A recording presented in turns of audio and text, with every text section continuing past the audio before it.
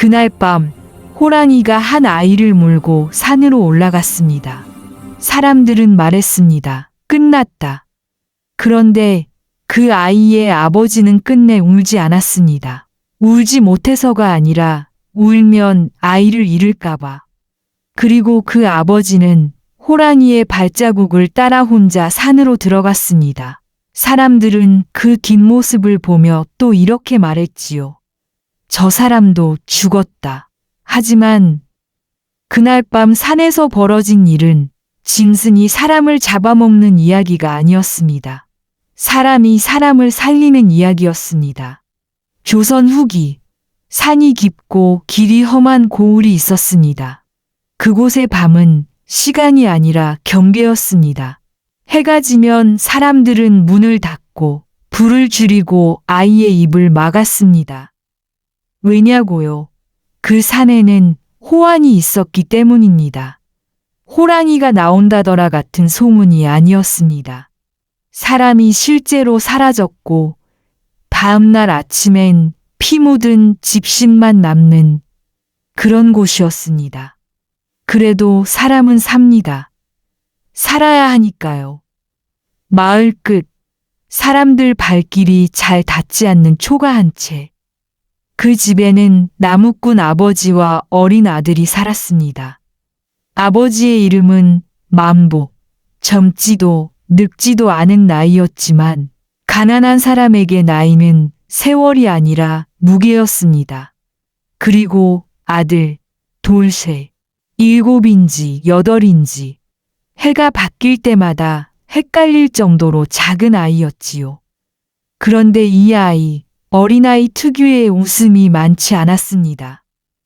웃음은 배가 부를 때 나는 거라 그 집에는 웃음이 늘 아껴져 있었습니다. 그 집의 하루는 늘 같은 순서였습니다. 새벽엔 만복이 일어나 낡은 집신을 고쳐 신고 두루마기 끈을 죄고 산으로 올라갑니다. 낮엔 나무를 뻬니다. 팔이 아니라 등으로, 등이 아니라 마음으로 뻬니다. 저녁엔 장에 내려가 겨우 쌀 한 대를 바꿔옵니다. 밤엔 만복은 늘 마지막 숟갈을 아들 앞으로 밀어 먹여줬습니다. 그건 사랑이라기보다 사랑이라는 말로는 부족한 생존의 의식이었습니다. 내가 오늘은 굶어도 너는 살아야 한다. 그 한 문장이 만복의 등뼈를 매일 다시 세우는 기둥이었지요. 그러던 어느 날 돌쇠의 기침이 바뀌었습니다. 기침은 원래도 있었습니다. 겨울이면 누구나 했으니까요. 하지만 그날의 기침은 달랐습니다. 가슴 속에서 무언가가 끌어올라 아이의 몸을 통째로 흔드는 기침이었습니다.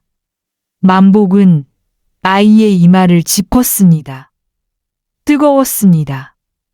사람을 데우는 열이 아니라 사람을 태워버릴 듯한 고열. 만복은 약을 사러 갈 돈이 없었습니다. 의원을 부를 인맥도 없었습니다. 누구에게 도와달라고 말할 체면도 없었습니다. 그러니 길은 하나였습니다. 산으로 들어가 약초를 캐는 것. 산에는 약초가 있습니다. 그리고 산에는 호랑이도 있습니다. 하지만 만복은 자기 목숨의 값을 따져보지 않았습니다. 아버지의 계산은 늘 단순했습니다.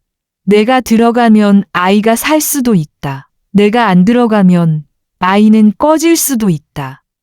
가능성이 있다면 그 가능성에 전부를 걸 수밖에 없는 사람이 아버지입니다. 만복은 낡은 두루마기 안쪽에 보퉁이를 넣고 아들에게 따뜻한 물을 한 번 더 먹였습니다. 그리고 아이의 손을 잡았습니다. 금방 다녀오마. 눈 감고 있어라. 아버지, 가지 마세요. 그 말이 만복의 발목을 잡았습니다. 하지만 만복은 발목을 자르는 신정으로 손을 떼었습니다. 그리고 산으로 들어갔습니다. 해가 기울기 시작한 산은 낮의 산과 전혀 다른 얼굴을 가집니다. 낮에는 길이 보이던 곳도 저녁이 들면 길이 아니라 구멍이 됩니다. 바람이 지나가면 나뭇잎이 서로 부딪혀 속삭임처럼 들리고 작은 동물이 뛰기만 해도 가슴이 철렁 내려앉습니다. 만복은 어둠을 한 겹씩 밟으며 약초를 찾았습니다. 잎의 결을 보고 줄기의 색을 보고 뿌리의 냄새를 맡아가며 손바닥에 흙을 묻혔지요. 그때였습니다. 멀리서 나뭇가지가 뚝 부러지는 소리가 났습니다. 만복은 움직임을 멈췄습니다. 숨도 멈췄습니다. 그리고 다시 뚝뚝. 이번엔 가까웠습니다. 만복은 천천히 몸을 돌렸습니다. 어둠 속에서 눈 두 개가 번뜩였습니다. 호랑이였습니다. 크기와 기세는 소문이 아니었습니다. 발톱은 땅을 파고 이빨은 숨결을 갈랐습니다. 그런데 이상했습니다.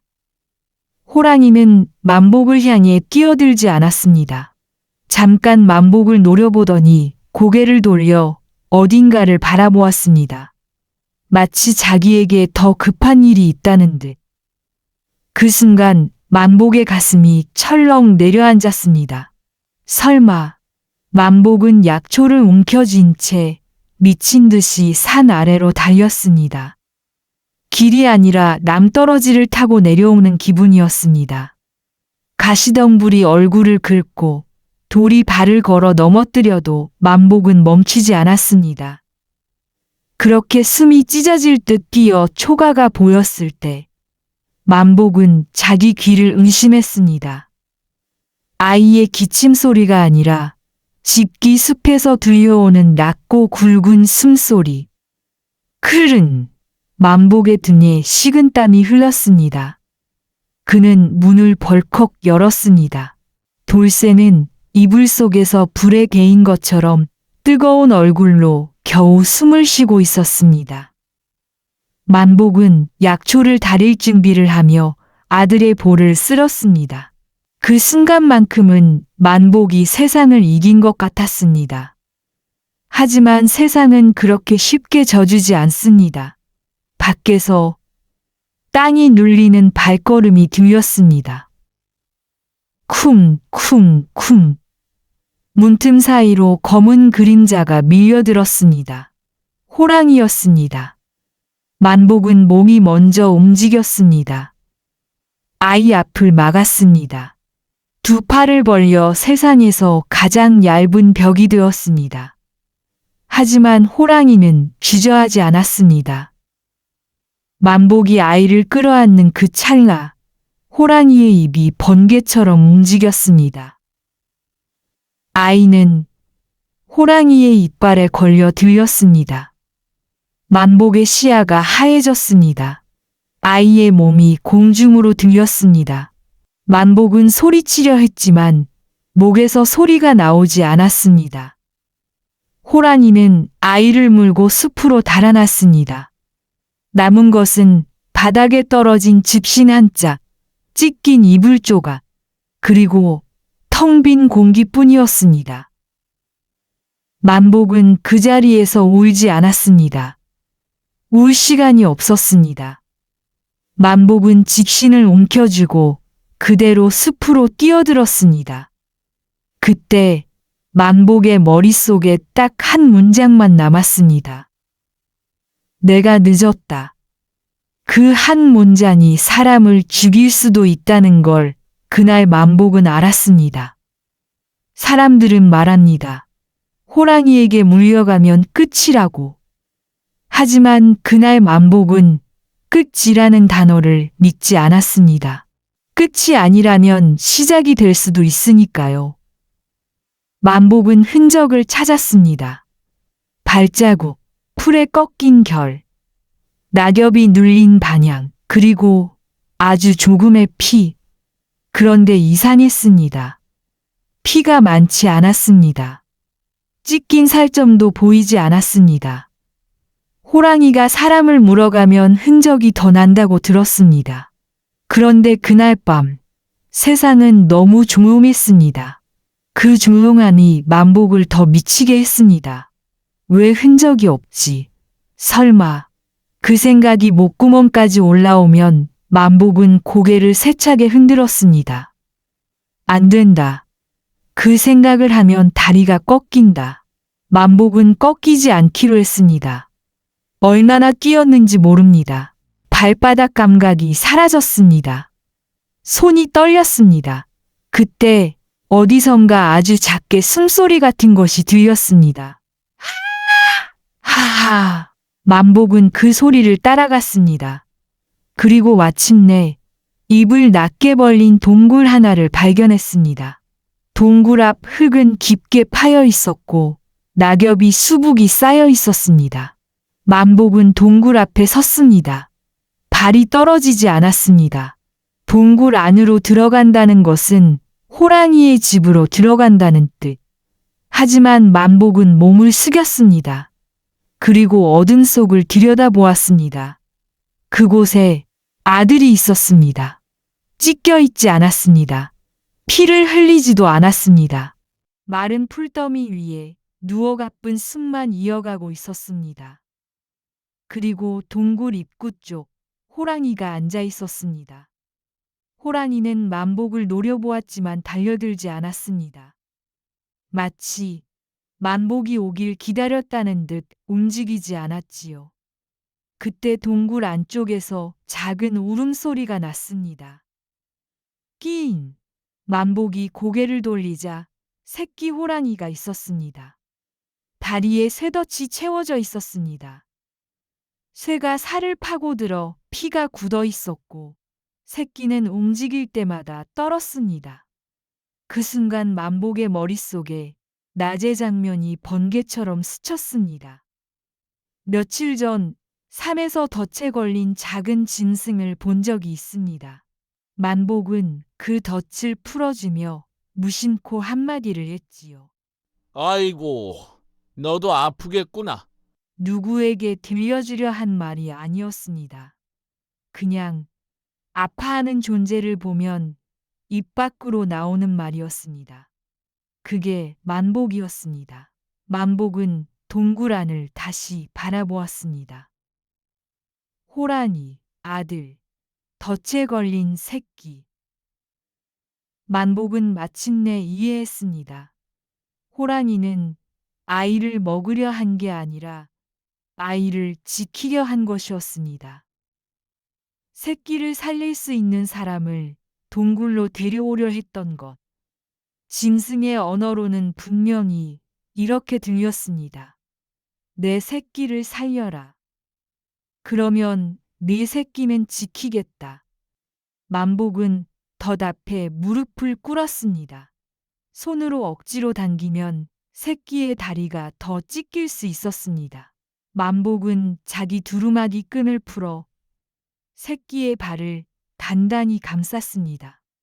피가 덜 흐르게 하려는 것이었습니다. 그리고 쇠덫의 틈을 찾아 돌멩이를 끼우고 지렛대처럼 천천히 밀었습니다. 한 번, 두 번, 세 번 쇠가 삐걱이며 벌어졌습니다. 새끼는 울었습니다. 호랑이는 이빨을 드러냈습니다. 하지만 호랑이는 끝내 달려들지 않았습니다. 그 눈빛은 분노가 아니라 절박함이었습니다. 절박함과 절박함이 마주치면 그 사이에 이상한 침묵이 생깁니다. 그 침묵 속에서 만복은 손을 멈추지 않았습니다. 손바닥이 찢기고 피가 스며도 만복은 밀었습니다. 그리고 마침내 쇠덫이 풀렸습니다. 새끼는 다리를 끌며 풀더미 뒤로 물러났습니다. 만복은 숨을 내쉬었습니다. 그 순간 아들이 아주 작게 신음했습니다.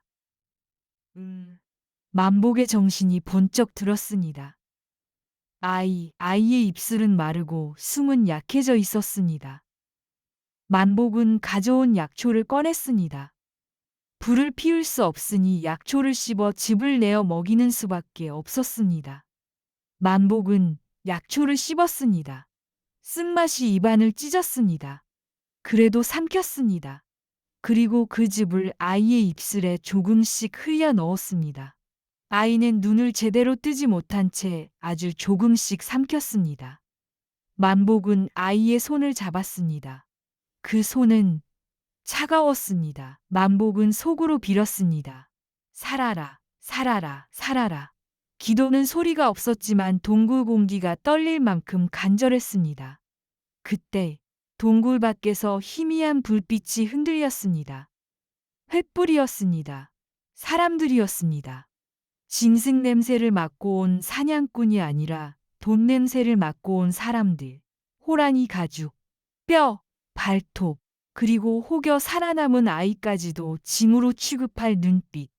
만복은 그걸 보자마자 알았습니다. 여기서 호랑이가 무서운 게 아니다. 사람이 더 무섭다. 만복은 아이를 자기 뒤로 숨겼습니다. 돌쇠야, 아버지 등 뒤에 딱 붙어. 아버지, 무서워. 만복은 대답 대신 아이의 손을 더 꽉 잡았습니다. 사람들이 동굴 앞까지 밀고 들어왔습니다. 거기 있다. 호랑이 굴이다. 말은 정의로웠지만 눈은 탐욕으로 번들거렸습니다. 호랑이가 으르렁거렸습니다. 하지만 그들의 눈에는 호랑이도 돈이었습니다. 그때 만복은 자기 팔에서 흐르는 피를 닦지도 않은 채 동굴 입구를 막아 섰습니다. 그는 누군가에게 설득하려 하지 않았습니다. 설득하면 더 악해지는 사람들이 있다는 걸 가난한 사람은 이미 배웠으니까요. 만복은 그저 아버지답게 섰습니다. 사내 하나가 칼을 들이밀었습니다. 칼끝이 만복의 팔을 긁어 피가 났습니다. 그 순간에도 만복은 한 걸음도 물러서지 않았습니다. 그때 호랑이가 움직였습니다. 호랑이는 사람에게 달려든 게 아니라 아이를 건드리지 말라는 듯 동굴 앞을 가로막았습니다. 사람들이 순간 흔들렸습니다. 이 틈입니다. 만복은 아이를 끌어안고 동굴 옆 좁은 다리 틈으로 빠져나갔습니다. 눈길을 미친 듯이 달렸습니다. 뒤에서 무슨 일이 벌어지는지 돌아볼 수 없었습니다. 돌아보는 순간 마음이 흔들릴까 두려웠기 때문입니다. 산을 내려오는 길은 올라갈 때보다 더 위험했습니다. 몸은 지쳤고 피가 식어 팔이 점점 무거워졌습니다. 돌쇠는 만복의 품에서 작게 떨고 있었습니다. 숨은 붙어 있었지만 마음은 아직 동굴 속에 갇혀 있었습니다. 돌쇠가 힘없는 목소리로 물었습니다. 아버지, 나 집 가? 그래, 집 간다. 아버지가 데리고 간다. 그 두 마디가 만복의 평생을 버티게 했습니다. 그때 뒤에서 발자국 소리가 들렸습니다. 만복은 몸을 굳혔습니다. 사람들이 따라온 것이라면 이제 끝이라 생각했지요. 하지만 어둠 속에서 나타난 것은 사람이 아니었습니다. 호랑이였습니다. 피가 묻은 털, 거친 숨, 그러나 눈빛은 놀랍도록 조용했습니다. 호랑이는 덤비지 않았습니다. 몇 걸음 앞에서 멈추더니 고개를 낮췄습니다. 마치 인사를 하듯. 짐승이 사람에게 고개를 숙인다는 건 이상한 일입니다. 그런데 만복은 그 순간 두려움보다 먹먹함이 먼저 올라왔습니다. 너도 아비였구나. 호랑이는 잠시 만복을 바라보다가 산속으로 사라졌습니다. 눈길 위에는 커다란 발자국만 남고 바람이 그 위로 눈을 덮었습니다. 만복은 그제야 참았던 숨을 길게 내쉬었습니다. 그리고 아주 작게, 거의 숨처럼 말했습니다. 고맙다. 마을 사람들은 다음 날부터 수군거렸습니다. 호랑이가 아이를 물고 갔다더라. 아버지가 미쳐서 따라갔다더라. 산에서 무슨 일이 있었다더라. 말은 말에 꼬리를 물어 이야기는 점점 커졌지요. 하지만 만복은 그 어떤 말도 하지 않았습니다. 그는 돌쇠의 손을 잡고 조용히 밭으로 나갔습니다. 세상은 그대로였습니다. 가난은 여전했고, 빚은 여전했고, 소문은 여전했습니다. 사람이 사람을 물어뜯는 일도 멈추지 않았습니다. 그런데도 만복은 알았습니다. 이 세상에서 끝까지 붙잡아야 할 것은 돈도 체면도 말도 아니었습니다. 그날 산속에서 만복이 끝까지 따라간 것은 호랑이가 아니라 아들의 숨이었고 아들의 내일이었고 아버지의 사랑이었습니다.